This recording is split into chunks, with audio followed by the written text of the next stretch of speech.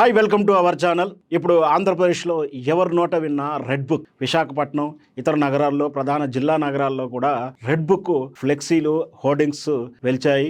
ఎవరి నోట విన్నా కూడా రెడ్ బుక్ గురించి చర్చిస్తున్నారు. సోషల్ మీడియాలో, వాట్సాప్ లో బాగా వైరల్ అవుతున్న ఈ రెడ్ బుక్ ప్రస్తావన ఏంటి, అసలు రెడ్ బుక్ ఎందుకు, ఏమిటి అనే వివరాలు తెలుసుకునే ప్రయత్నం చేద్దాం. విభజన ఆంధ్రప్రదేశ్కు మూడవ ముఖ్యమంత్రిగా రెండవసారి చంద్రబాబు నాయుడు గారు ప్రమాణ స్వీకారం చేశారు ముఖ్యమంత్రిగా. అయితే అభివృద్ధి, సంక్షేమం వైపు కాన్సన్ట్రేషన్ చేసి అందరి దృష్టి అటువైపు ఉండాల్సినటువంటి ఈ తరుణంలో అందరి నోట్ల, రాజకీయ నాయకుల నోట్ల నుంచి, ప్రజల నుంచి కూడా ఈ రెడ్ బుక్ అనేది చర్చ జరుగుతూ ఉంది. అసలు ఈ రెడ్ బుక్ ఏంటో తెలుసుకునే ప్రయత్నం చేద్దాం.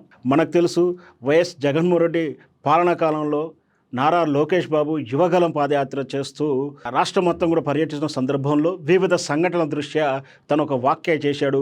అది ఏమిటి అంటే, అధికారులు వైఎస్ఆర్పీ పార్టీ కార్యకర్తలా వ్యవహరిస్తున్నారు, తెలుగుదేశం కార్యకర్తలు, తెలుగుదేశం నాయకులను ఇబ్బంది పెడుతున్నటువంటి అధికారుల పేర్లు మేము రెడ్ బుక్లో నోట్ చేసుకుంటున్నాము, మేము అధికారంలోకి వచ్చినాక వాళ్ళ సంగతి ఏదో తేలుస్తామంటూ చాలా సందర్భంలో లోకేష్ బాబు గారు వ్యాఖ్య చేయడం మనందరికీ తెలిసిందే. అందులో ఎవరెవరైతే తమను ఇబ్బంది పెడుతున్నారో, ఎవరెవరైతే అధికారులు అయితే వైఎస్ఆర్ పార్టీకి అనుకూలంగా పనిచేస్తున్నారో, ఎవరెవరైతే స్కాములు, స్కీములకు అనుకూలంగా పనిచేస్తున్నారో, ఎవరైతే ఆ చట్టానికి అతిక్రమించి పనిచేస్తున్నారో ఆ నాయకుల పేరుతో పాటు ఎవరైతే తెలుగుదేశం పార్టీ కార్యకర్తలను కానీ, తెలుగుదేశం పార్టీ నాయకులు కానీ ఇబ్బంది పెట్టినటువంటి వాళ్ళ అధికారుల పేర్లన్నీ కూడా నోట్బుక్లో రాసుకుంటున్నాం అంటూనే, దానితో పాటు వైఎస్ఆర్ పార్టీకి చెందినటువంటి రాజకీయ నేతలు, ఎవరైతే తెలుగుదేశం పార్టీని బాగా ఇబ్బంది పెట్టినటువంటి నాయకుల పేర్లు కూడా ఆ రెడ్ బుక్లో రాశారని చెప్తున్నారు.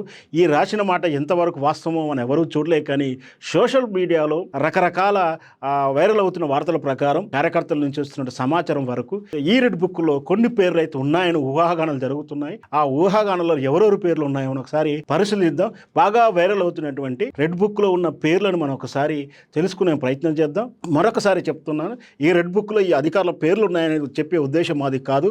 బాగా వైరల్ అవుతున్నాయి, చర్చ జరుగుతున్న ఉద్దేశం ప్రకారం ఎవరెవరి పేరు ఉండొచ్చు అనే అవగాహనతో చెప్తున్నటువంటి ఈ లిస్టు. ఇందులో అంతే మాత్రమే, కానీ రెడ్ బుక్లో ఖచ్చితంగా వీళ్ళ పేర్లు ఉన్నాయని మా ఉద్దేశం కాదు. ఇందులో రెడ్ బుక్లో ఉన్నటువంటి ప్రధానంగా అధికారుల పేర్లు మనం పరిశీలించుకుంటూ పోదాం. మొదటిసారిగా వినేటువంటి పేరు ఏమిటంటే, మొదటిసారిగా రెడ్ బుక్లో వినిపించిన పేరు గతంలో చిత్తూరు ఎస్పీగా పనిచేసిన రిషాంత్ రెడ్డి గారి పేరు తరచూ వినపడింది. మొదట్లో ఆయన పేరు మాత్రమే, ఆయన పేరు నుంచే ఈ రెడ్ బుక్ నోట్లో వినపడినటువంటి విషయం. ఈ చిత్తూరు జిల్లా ఎస్పీగా ఉన్నటువంటి, అడిషనల్ ఎస్పీగా ఉన్నటువంటి రిషాంత్ రెడ్డి గారు వైఎస్ఆర్ పార్టీ పెద్దిరెడ్డి గారికి అనుకూలంగా పనిచేశారని, పెద్దిరెడ్డి కార్యకర్తగా పనిచేశారని ఆరోపిస్తూ లోకేష్ బాబు గారు చాలాసార్లు పేర్కొన్న విషయం మనకు గుర్తే ఉంది. అంటే బహుశా ఈ రెడ్ బుక్లో ఈ జిల్లా ఎస్పీ రిషాంత్ రెడ్డి గారి పేరు ఉండి ఉండవచ్చు. ఆ తర్వాత ఇక మనం వరుసగా చూసుకుంటూ వెళ్తూ ఉంటే, ఆ తర్వాత వినిపిస్తున్న పేరులో ప్రధానంగా సిట్ డైరెక్టర్ అయినటువంటి కొల్లు రఘునాథ్ రెడ్డి గారి పేరు వినిపిస్తూ ఉంది.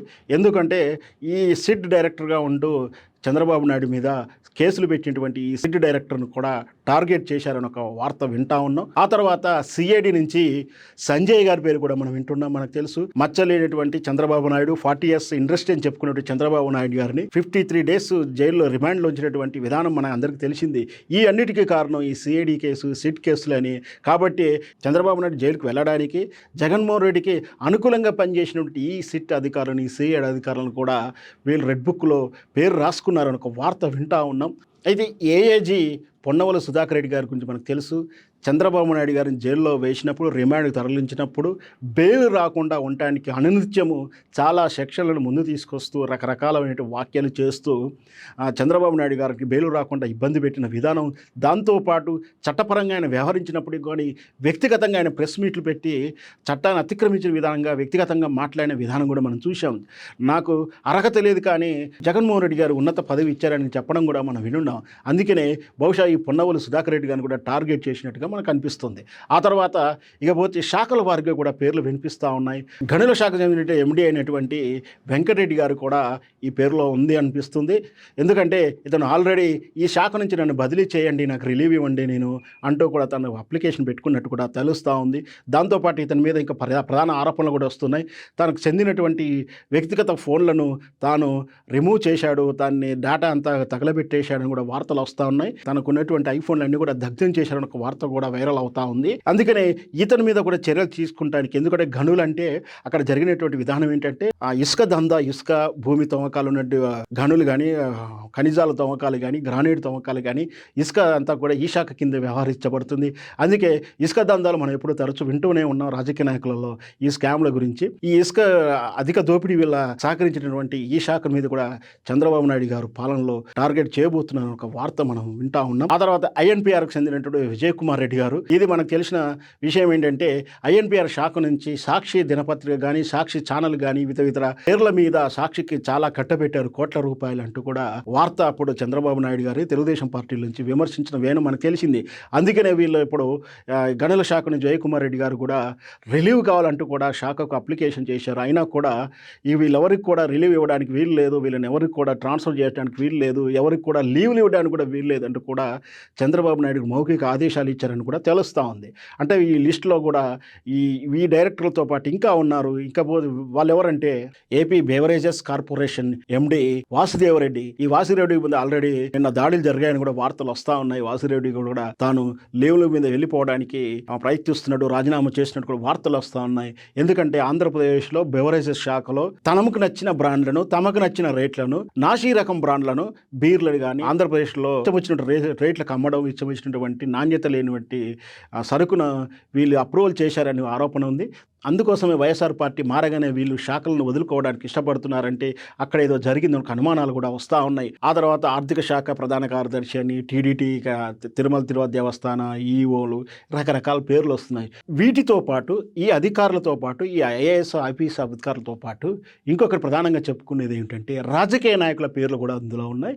అది వైఎస్ఆర్పీ పార్టీకి చెందినటువంటి ప్రధాన నాయకులు ఎవరైతే టీవీ ఛానళ్ళలో, ఎవరైతే ప్రెస్ మీట్ల ద్వారానో, ఎక్కడైతే చంద్రబాబు నాయుడు కానీ, చంద్రబాబు నాయుడు ఫ్యామిలీ కానీ అధికంగా విమర్శిస్తూ చాలా అల్చల్ చేసినటువంటి వైఎస్ఆర్పీ పార్టీ హార్డ్ కోర్ నాయకులైనటువంటి కొడాలి నాని, వల్లభనేని వంశీ, రోజా, అంబటి రాంబాబు గారు, ఆ తర్వాత సజ్జల రామకృష్ణారెడ్డి గారు, ఈ 5 పేర్లు కూడా అందులో ఉన్నాయని సమాచారం.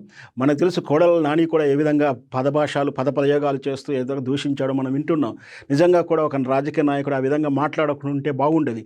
వల్లభనేని వంశీ గారు కూడా ఎంత రాజకీయం ఉన్నా చంద్రబాబు నాయుడు గారిని విమర్శించవచ్చు, కానీ కుటుంబాన్ని, ఇంటిలో ఉన్నటువంటి స్త్రీని, మహిళను కూడా కించపరుస్తూ అసస్ట్రేషన్ చేస్తూ చివరికి హీనంగా విమర్శించిన విధానం మనం చూసాం. రోజా గారు కూడా చాలా హార్డ్ కోర్ ఫైర్ బ్రాండ్ పేరున్నప్పటికీ ఆమె వాడిన పదప్రయోగాలు కానీ, ఆమె ఇచ్చినటువంటి లేవనెత్తిన అంశాలు కానీ తరచూ చంద్రబాబు నాయుడు గారు కానీ, లోకేష్ బాబుని కానీ, జనసేన పవన్ కళ్యాణ్ కానీ వ్యక్తిగత క్యారెక్టర్ అసాసినేషన్ చేస్తూ విమర్శించిన తీరు మనం చూస్తున్నాం. ఆ తర్వాత అంబటి రాంబాబు గారు అయితేనేమి, సజ్జల రామకృష్ణారెడ్డి గారి సిద్ధాంతపరంగా విమర్శించిన వాళ్ళని కూడా టార్గెట్ చేస్తూ ఈ విధంగా బ్యూరోక్రసీ అయినటువంటి ఐఏఎస్ ఐపీ ఆఫీసర్ పేర్లు ఉండడం నిజంగా కూడా చాలా బాధాకరం. ఎందుకంటే ఇక్కడ స్పష్టంగా చెప్పేది ఏంటంటే మనం ఈ ప్రజాస్వామ్యానికి మూల స్తంభాలైనటువంటి లెజిస్లేటివ్ అంటే ప్రజాప్రతినిధులు అంటే ప్రజల ద్వారా ఎన్నుకోబడిన ప్రతినిధులు, రెండవది ఎగ్జిక్యూటివ్స్ అంటే ఐఏఎస్ ఐపీఎస్ లాంటి అడ్మినిస్ట్రేటివ్ విభాగం, మూడవది జ్యుడిషియరీ, నాలుగవది మీడియా. ఇది ప్రజాస్వామ్యానికి మూల స్తంభాలు. అయితే ఈ మూడింటిని లెజిస్లేటివ్ ప్రజాప్రతినిధులు పొల్యూట్ చేస్తున్నారు, నాశనం చేస్తున్నారని చెప్పవచ్చు. ఇప్పుడు దురదృష్టవశాత్తు ఈ లెజిస్లేటివ్ అంటే టీడీపీ పార్టీ కావచ్చు, వైఎస్ఆర్ పార్టీ కావచ్చు, గతంలో చేసి ఉండొచ్చు, ఈరోజు చేస్తుండొచ్చు, కానీ ఈ బ్యూరోక్రసీ ఏదైతే ఐఏఎస్ ఆఫీసర్లని బలి చేస్తున్న విధానం గతంలో మనం చూసాం. వైఎస్ రాజశేఖర పీరియడ్లో జరిగినటువంటి స్కామ్ల విషయంలో శ్రీలక్ష్మి లేని ఒక ఐఏఎస్ ఆఫీసర్ ఏ విధంగా ఇబ్బంది పడిందో, ఆమె జీవితం ఏ విధంగా దుర్లభం అయిందో మనం చూసాం. ఆ తర్వాత కూడా చాలాసార్లు ఈ ఐఏఎస్లు, ఐపీఎస్లు ఇబ్బంది పడుతున్నారు. పాలనా కాలంలో అధికారంలో పార్టీకి అనుకూలంగా పని చేయాల్సిన పరిస్థితులు ఉండడం నిజంగా కూడా బాధాకరమైనప్పటికీ కొన్ని సందర్భంలో వీళ్ళు కావాలని వేరే డిపార్ట్మెంట్ నుంచి, వేరే రాష్ట్రాల నుంచి డెప్యుటేషన్ మీద లేదా ఇతర పేర్లతోటి పలానా శాఖకు పలానా అధికారిని కావాలని తెచ్చుకోవడంలో ఉద్దేశమే వాళ్ళు చేయబోయేటువంటి స్కామ్కు మూలాధారంగా ఉంటుంది. అలాంటి ఐఏఎస్ ఆఫీసర్లు బలవుతున్నప్పటికీ నిజంగా ఈ రాజకీయాల వల్ల ఈ ఐఏఎస్ ఆఫీసర్లు, ఐపీఎస్ ఆఫీసర్లు చివరికి ఈరోజు జ్యుడిషియరీలో ఉన్నటువంటి పేర్లు కూడా వింటూ ఉన్నాం రెడ్ బుక్లో.